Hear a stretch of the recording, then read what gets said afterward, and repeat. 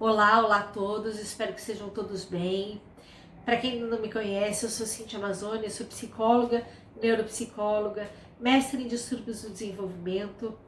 Tenho como proposta aqui nesse canal, Trocando em Miúdos, poder falar de forma simples e descomplicada sobre os transtornos do desenvolvimento, trazendo as informações das universidades para a população que não tem esse acesso, que não tem conhecimento e nem compreensão do que é falado nas universidades, nos artigos científicos.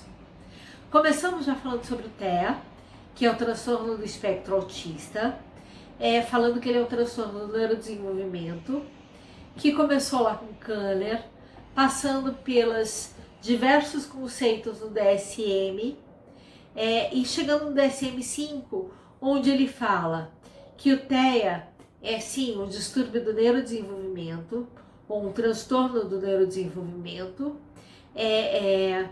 que afeta o neurológico, o genético e o comportamental. Afetando o neurológico, o genético vai afetar, obviamente, o comportamental, né? Porém, esse comportamental, ele é afetado no sentido da socialização, no sentido da necessidade de ser apoiado na sua vida diária, no sentido da necessidade de estar em associação com alguém para ajudá-lo na caminhada do dia a dia. Então, segundo o DSM-5, a gente tem 3 níveis de gravidade: o severo, o moderado e o leve. Sendo que o leve é que precisa de menos apoio e o grave é que precisa de mais apoio. Apoio no sentido de novo, ir e vir, de fazer as coisas sozinho, de fazer a coisa de modo mais autônomo. Pensando que somos seres sociais, pensando que somos seres que estamos em troca com esse mundo, se a gente pensa apoio, a gente pensa que tem alguém para ajudar-nos, né, ou para ajudar essas pessoas a trocar com o mundo. E por conta de ser um transtorno mais social, né, esse transtorno muitas vezes vai ser percebido mais tarde, mais pelos 3, 4 anos, quando é que a sociedade acaba exigindo mais essa criança, exigindo mais um comportamento específico, um comportamento padronizado. E essa criança não vai conseguir apresentar esse comportamento, porque ela tem um comprometimento neurológico, porque ela tem um comprometimento genético e comportamental, certo? Pensando dessa forma, a gente precisa perceber que desde pequenininho, muitas vezes essas crianças já vão apresentar características de TEA, né? O autismo infantil, ele vai se apresentar desde bebezinho. Ele vai apresentar sinais de que tem alguma coisa errada, alguma coisa diferente desde bebezinho.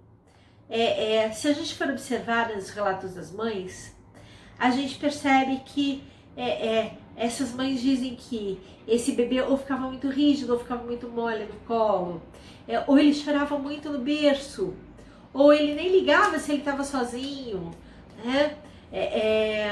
Por outras vezes, eles, ao mamar, eles ficavam muito distraídos, se distraíam com o cabelo, com barulho, né? Com objeto, com alguém que chegava, ou então eles ficavam tão focados nesse seio materno que acabavam mamando demais, né? O que eu estou dizendo?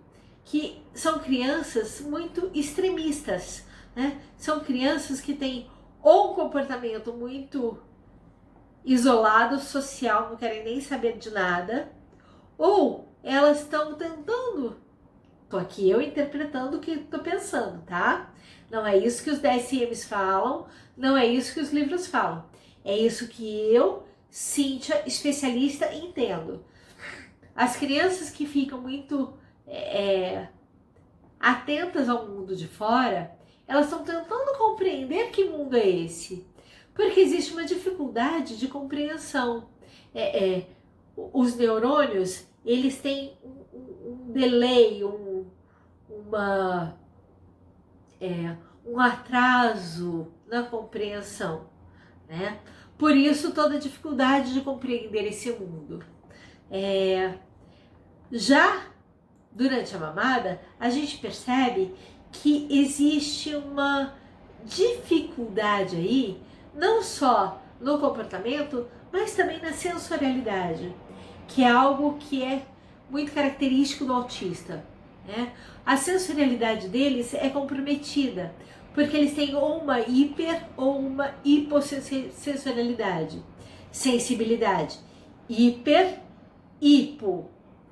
Sensibilidade. Eles têm ou uma rejeição do alimento, ou uma dificuldade de aceitar, uma dificuldade extrema de aceitar o alimento, uma dificuldade extrema de aceitar a textura de alguma coisa, ou o formato de alguma coisa, ou a cor de alguma coisa. Eles são sempre muito categóricos, né? Eles só aceitam se for daquela cor, ou se for daquele tamanho, ou se for daquele formato, ou se for daquela textura, né? Eles só aceitam daquele jeito. Outra coisa interessante que a gente pode falar aqui do autista é que eles não conseguem fazer a associação do todo, né?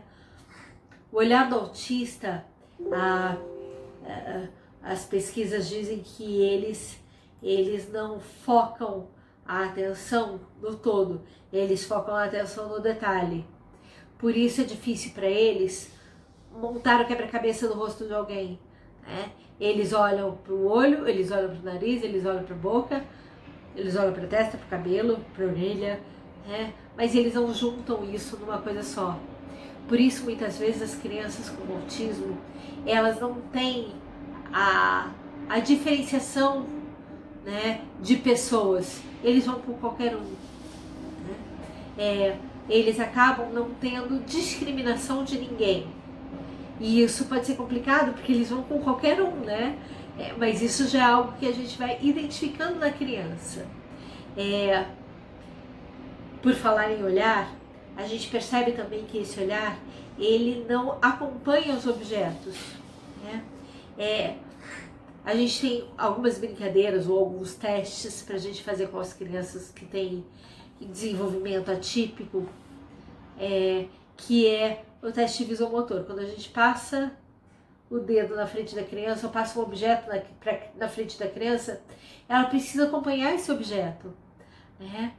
Quando a gente brinca com ela com os dedos, quando a gente brinca com ela com o mobile, ela geralmente acompanha esse objeto. Ela sorri para isso. Ela tem um sorriso social. A criança autista, ela não tem isso. Ela não tem essa percepção do social. Ela não sorri para o outro.